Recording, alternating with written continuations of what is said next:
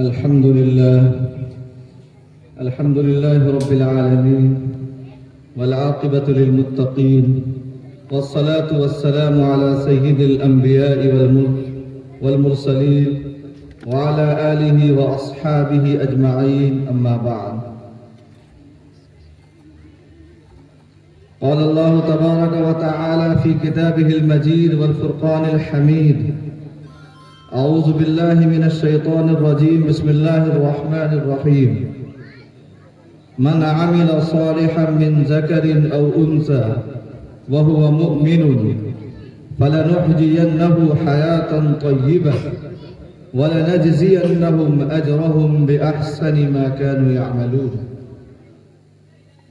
وقال النبي صلى الله عليه وسلم: طلب العلم فريضة على كل مسلم ومسلمة.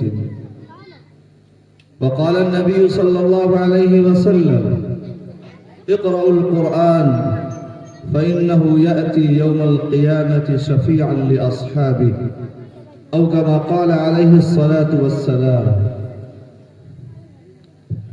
خود نہ تھے جو راہ پر اوروں کے ہادی بن گئے، خود نہ تھے جو راہ پر اوروں کے ہادی بن گئے، کیا نظر تھی جس نے مردوں کو مسیحا کر دیا۔ کسی شاعر نے کہا ہے کہ وجود زن سے تصویر کائنات میں ہے رنگ، وجود زن سے تصویر کائنات میں ہے رنگ، اسی کے ساتھ سے زندگی کا سوز درو ہے۔ اسٹیج پر رونق افروز علماء کرام، بزرگان دین، جماعت مسلمین، امت بہترین، پردہ نشی خواتین،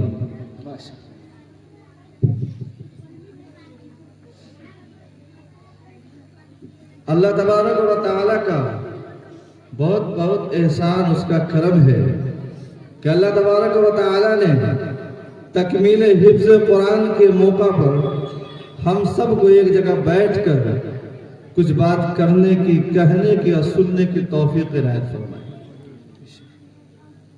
میرے محترم بزرگوں، دوستو، یہ مجلس بہت باربرکت مجلس ہے۔ اس کی نسبت قرآن کریم سے جڑی ہوئی ہے۔ قرآن کریم اللہ رب العالمین کی وہ آخری کتاب ہے جس کے بعد کوئی کتاب نازل نہیں ہوئی۔ یہ قرآن کریم رہتی دنیا تک کے لیے، امت کے لیے ہدایت ہے۔ قرآن کریم میں اللہ رب العالمین نے فرمایا: ھدی للناس، لوگوں کے لیے ہدایت ہے یہ قرآن۔ میرے محترم بزرگوں، دوستو، تعلیم کے حوالے سے آپ بہت سی باتیں سنتے رہتے ہیں، پروگراموں میں، جلسوں میں، عام مشاورت میں، اپنے اپنے موبائل پر بھی سنتے ہیں۔ لیکن تعلیم اصل کیا ہے جس کو تعلیم کہا گیا ہے؟ تعلیم اصل وہ ہے جو تعلیم آپ کو اپنے رب سے جوڑ دے، جو تعلیم آپ کو اپنے رب سے جوڑ دے، وہ اصل تعلیم ہے جس کو دینی تعلیم کہا گیا ہے۔ قرآن کریم میں اللہ رب العزت نے جو جناب محمد رسول اللہ صلی اللہ علیہ وسلم پر سب سے پہلی وحی نازل فرمائی، اس میں تعلیم کی وحی تھی، پڑھنے کی وحی تھی۔ فرمایا: اقرأ بسم ربک الذی خلق، خلق الانسان من علق۔ آپ پڑھیے اپنے اس رب کے نام سے جس نے آپ کو پیدا کیا، پوری کائنات کو پیدا کیا۔ میرے محترم بزرگوں، دوستو، بہت قابل مبارکباد ہے جناب عقیل صاحب کہ اللہ رب العالمین نے ان کی بچی کو حافظہ بنایا ہے۔ بچہ کا حافظ ہونا یا بچی کا حافظ ہونا، یہ دونوں سعادت کی بات ہے۔ ہم ہر دن سنتے ہیں کہ فلاں مدرسے میں فلاں بچہ حافظ ہو گیا، لیکن بچی کے حافظ ہونے کی بات بہت کم سننے میں آتی ہے۔ لیکن اس پروگرام کو آپ صرف پروگرام نہ سمجھیے، بلکہ یہ ایک پیغام ہے، ایک پیغام ہے آپ کے لیے۔ کہ جہاں ہم بچوں کو حافظ بناتے ہیں اپنی بچیوں کو بھی ہمیں حافظ بنانا چاہیے۔ اللہ تبارک و تعالیٰ نے بچہ ہو یا بچی، بیٹا ہو یا بیٹی، سب کے لیے اچھی تربیت، اچھی تعلیم کا حکم فرمایا۔ اسی میں کوئی فرق ہے، کوئی امتیاز نہیں رکھا کہ آپ بچوں کو تو یہ تعلیم دیں یا بچیوں کو نہ دیں۔ جتنا ثواب آپ کو بچہ کو حافظ بنانے پر ہے، اتنا ہی ثواب آپ کو بچی کو حافظ بنانے پر بھی ملے گا۔ اگر کوئی یہ سمجھتے ہیں کہ ہم بچے کو حافظ بنائیں گے تو ٹھیک ہے، بچی حافظ بنانے سے کیا فائدہ، وہ تو بھول جائے گی کچھ دنوں کے بعد، امور خانہ داری میں مشغول ہوگی، گھر کے کام کاج میں مشغول ہو جائے گی اور وہ قرآن کو بھول جائے گی۔ آپ کو معلوم ہونا چاہیے کہ بھول جانے سے مراد کیا ہے۔ بھول جانے سے مراد ہے کہ آدمی ایسا بھول جائے کہ دیکھ کے پڑھ بھی نہ سکے، یہ مراد ہے، اس پر وعید ہے۔ اس لیے میرے محترم بزرگوں دوستو، آپ بے شمار حافظ قرآن کو آپ دیکھتے ہوں گے جو حافظ قرآن ہے، لیکن انہوں نے قرآن بھلا دیا ہے، تو میں بچی کی کیا خصوصیت ہے؟ کوئی بھی بھول سکتا ہے۔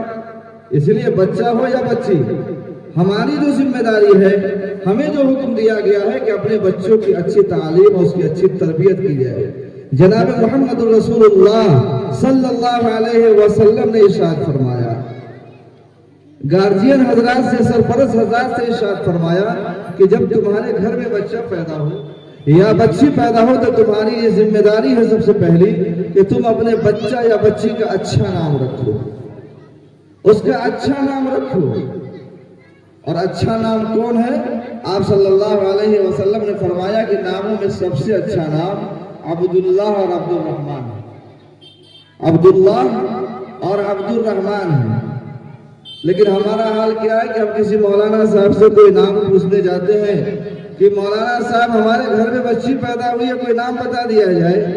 اگر ان ناموں کو بتا دیا جاتا تو کہتے ہیں جس نام کے تو بہت لوگ ہیں، کوئی نیا نام بتا دیا جائے۔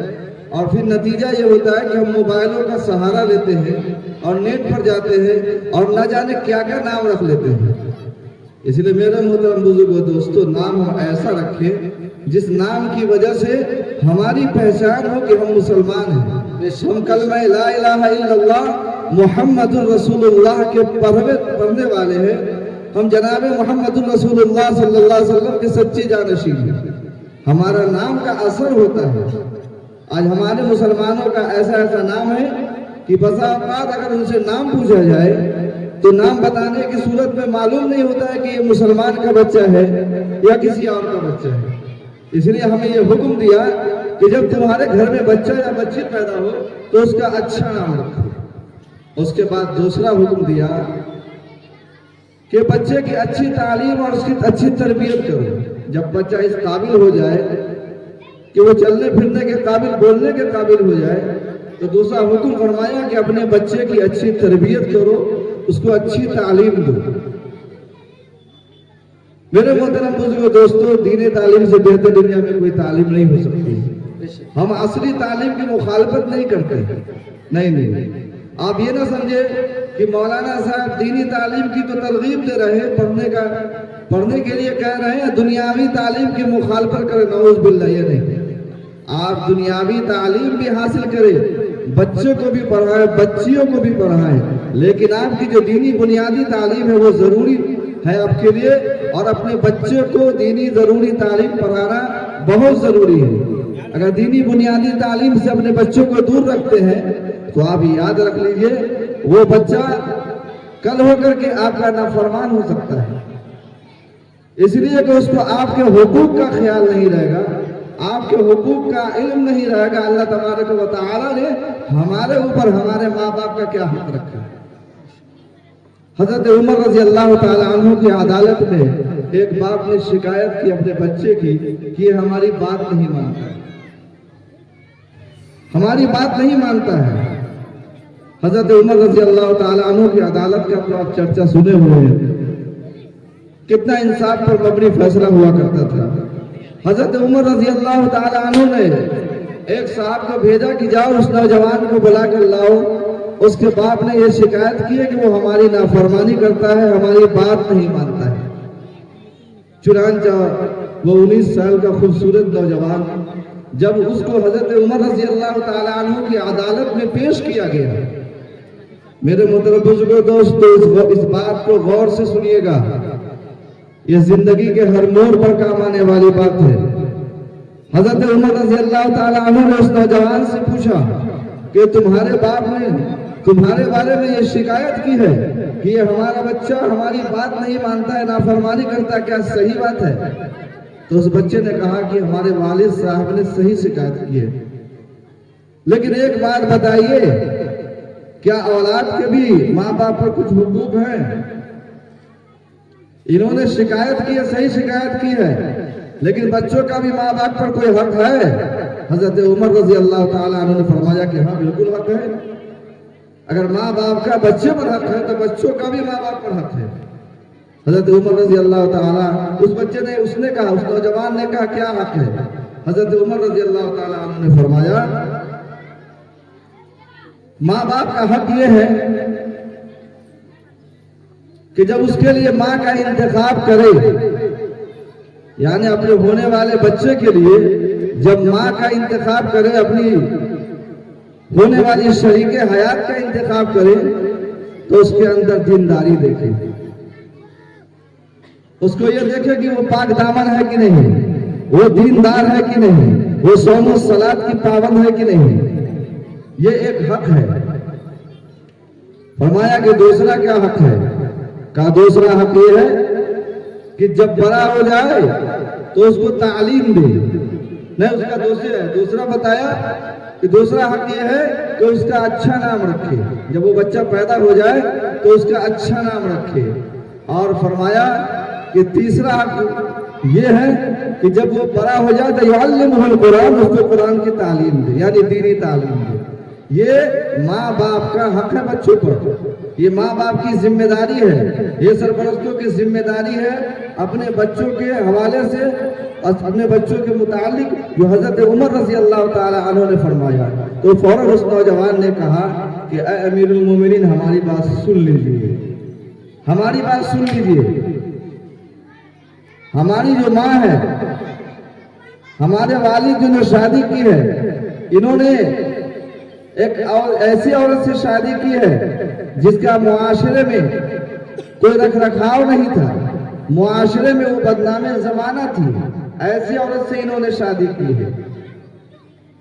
اور دوسری بات یہ بتائی کہ ہمارا نام انہوں نے جول رکھا ہے، جول کہتے ہیں گوبریلے کیڑے کو، بہت دنوں تک جانور کے جو فضلات کا گوبر ہوتے ایک جگہ جمع ہو جائے تو اس میں کیڑا پیدا ہو جاتا ہے، اس کو کہا جاتا ہے جول۔ تو کہا کہ ہمارا نام انہوں نے جول رکھا ہے۔ اور تیسری بات اس نوجوان نے کہا کہ انہوں نے ہم کو تعلیم نہیں دی۔ حضرت عمر رضی اللہ تعالی عنہ نے اس کے باپ کو سخت ڈانٹا پھٹکارا، سخت سرزنش کی کہا نکل جاؤ یہاں سے، تم نے اس کا حق مارا ہے، آج وہ تمہارا حق مار رہا ہے تو شکایت کس بات کی؟